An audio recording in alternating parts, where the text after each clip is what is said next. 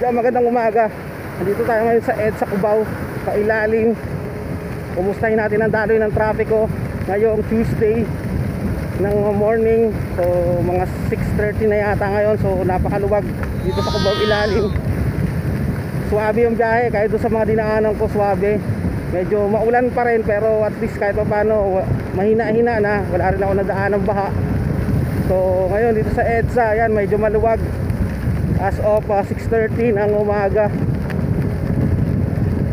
So kasi alam ko suspended na yung mga klase ng estudyante. Alam ko suspended din yung mga pasok ng mga government workers. So ayan, maluwag, suabe.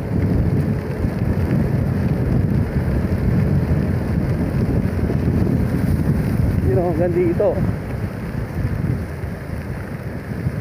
Kaya sa mga paps natin dyan na babiyahe, manatiling alerto, maingat at kalmado lagi sa mga biyahe nyo. Siyempre slow down kasi madulas yung kalsada.